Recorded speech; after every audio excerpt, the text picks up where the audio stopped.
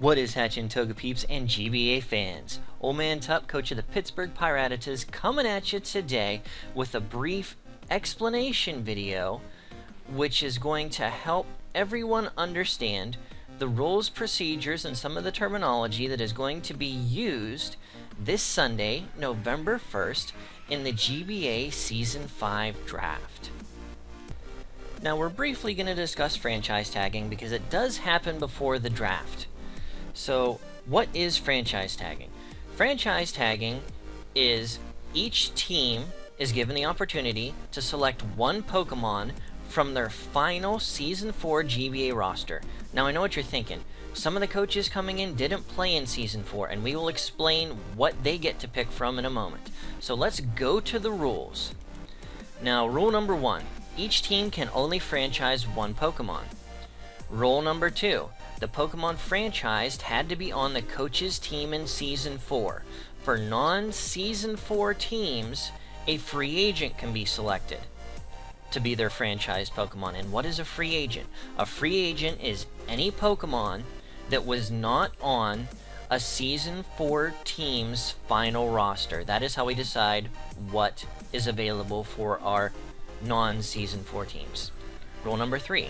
Franchising a Pokemon results in a small fee taken away from the points allotted for each team's free Pokemon, and that will be explained a little bit better as we dive into the draft. Rule number 4.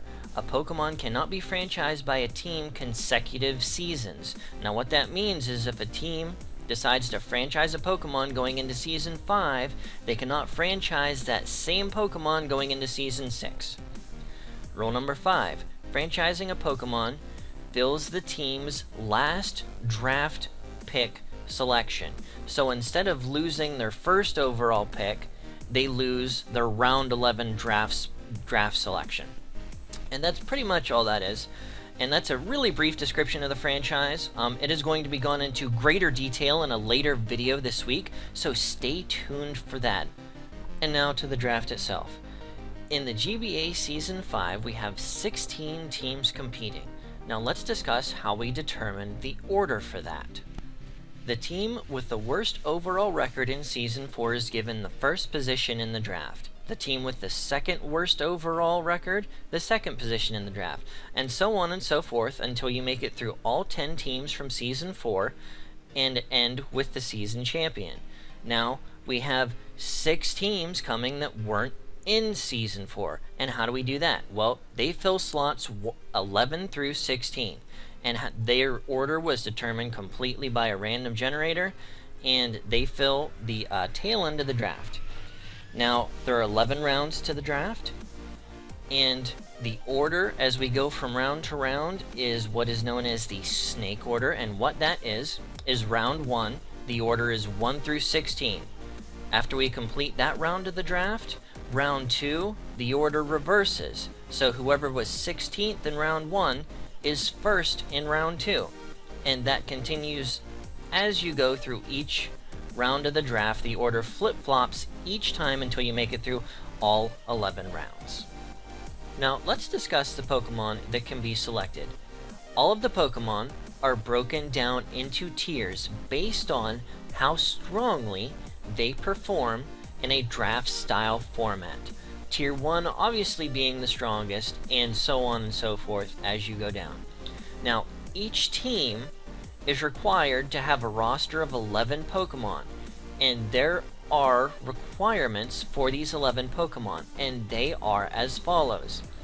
Each team must have a Tier 1 Pokemon, a Tier 2 Pokemon, 2 Tier 3 Pokemon, a Tier 4 Pokemon, a Tier 5 Pokemon, and 1 Mega. The remaining 4 slots on each team can be filled with Pokemon from any tier, provided each team has enough points to select those Pokemon. Each team begins with 400 points. These points can be affected in many ways. It can be added to or taken away from. Ways it can be taken away from.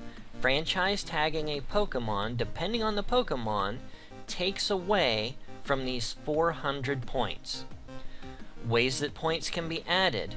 The Mega Pokemon are broken up into tiers themselves. Tier 1 Megas add 0 points to your 400 point total. Tier 2 Megas add 40 points. Tier 3 Megas add 60, and Tier 4 Megas add 80.